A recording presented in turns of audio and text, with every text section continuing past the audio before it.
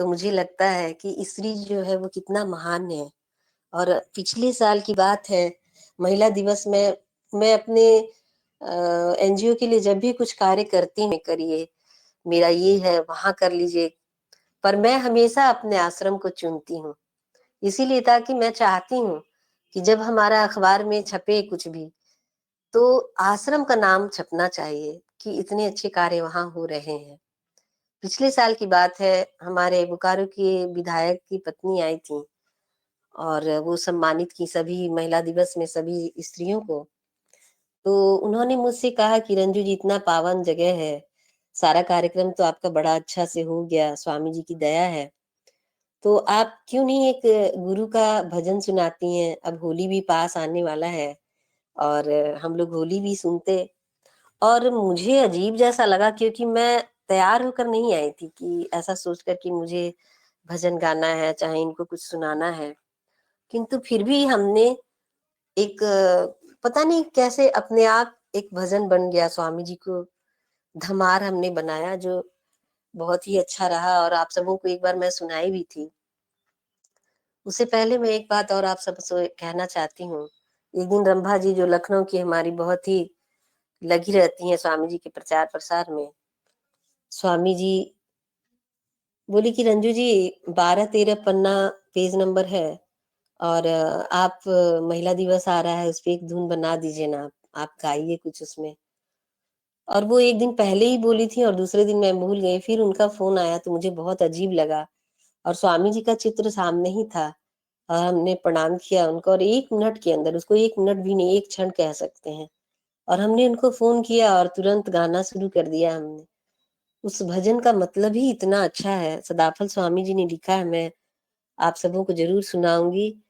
और चूंकि बड़ा ही पावन दिन कल भी है, अक्षर देव जी का जन्मदिन हम सब यहाँ पर मना रहे हैं, और हर कोई ये सोचता है कि क्या नयापन कुछ कर दिया जाए कि मेरा सबसे अच्छा हो जाए। मैं सोचती हूँ मेरा सबसे अच्छा हो जाए, और अक्षर देव जी का चेहरा याद आता है। उनको देखने पे लगता है जैसे कि विज्ञान देव जी के बाल अवस्थाओं में हम चले गए हैं। और मैं एक बार विज्ञान संत प्रवर जी से बोली भी कि मैं अक्षर देव जी को देखती हूँ तो लगता है कि बचपन में आप ऐसे ही दिखते थे। तो ये है। फिर हमारा 7-8 तारीख को महिला दिवस भी है। तो हमारे स्वामी जी सदाफल स्वामी क्या कहते हैं स्त्रियों के बारे में, मैं आपको अगर नहीं समझाऊंगी तो इतने मतलब गंभीर शब्द हैं कि शायद बहुत लोग नहीं समझ पाए। हो सकता है समझ जाए या मैं गलत बोल रही हूँ, लेकिन मुझे खुद इसको समझने में बहुत परेशानी हुआ। तो हमने स्वामी जी का भाष्य को पढ़ा और आपको भी उसी में से बताती हूँ कि हमारे सदाफल स्वामी जी एक स्त्री के बारे में क्या कहते हैं।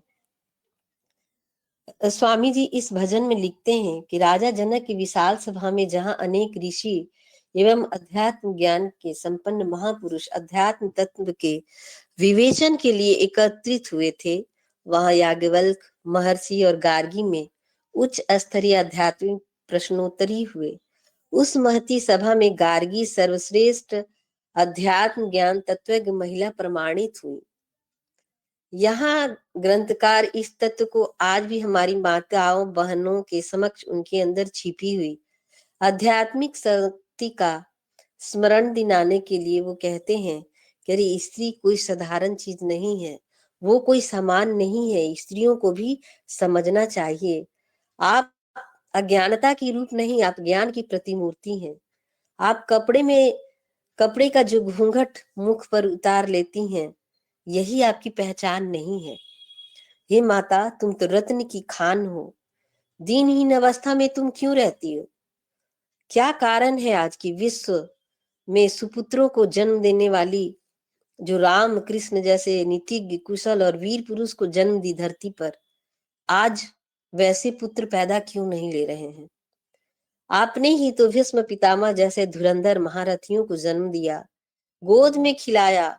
चाहे गौतम हो, कण्व हो, पतंजलि हो, व्यास हो, कपिल जैसे तत्व ज्ञानी को भी, महर्षियों को भी आपने आंचल में दूध पिलाया है। हे सौभाग्यशालिनी माते, ब्रह्म विद्या के रहस्य साधन की दीक्षा सदगुरु से प्राप्त कर पुनः अपनी अद्भुत क्षमता को आप प्राप्त करिए। श्री सद्गुरु सदाफल देव जी महाराज कहते हैं, हे सुंदर माताओं, यह धरती पुनः आप जैसी वीर प्रंसु माताओं से सुशोभित हो जाए। हमारे सदाफल स्वामी जी चाहते हैं कि स्त्रियों को बहुत बड़ा सम्मान मिले और एक ऐसा जगह मिले जहां के वो लायक है, वो भूल चुकी है।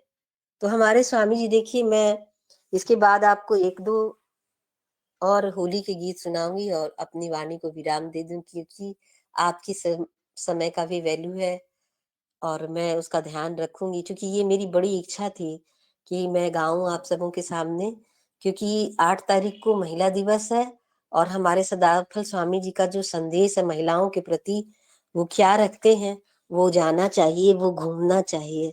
और मैं खुद महिला दिवस पे जब अपना कार्यक्रम आश्रम में रखूंगी तो ये गाना मैं जरूर गाऊंगी, इस भजन को मैं जरूर गाऊंगी। तो आप सुनिए।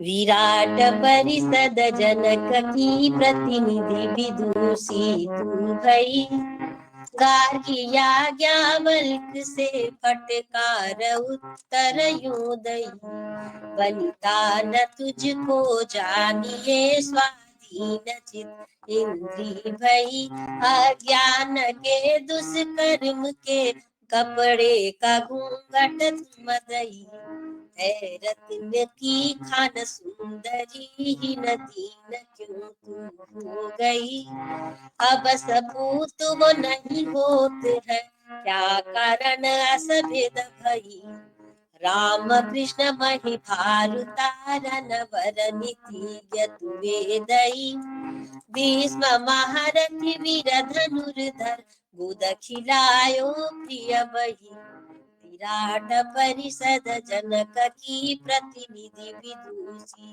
तू भई, गार्गी याज्ञवल्क्य से फटकार उत्तर यूं दई, गौतम कणद पतंजलि व्यास कपिल तत्वज्ञ भई, इनको आचल में दूध पिलाई, तब स्वभाव वह का भई, सुभग संस्कार निज कर लो, गुप्त मर्म तु भेद लई, कह सदा फल भूमि सुशोभित, फिर ललन वह आ गई, फिर ललन वह आ गई, फिर ललन वह आ गई, फिर ललन वह आ गई।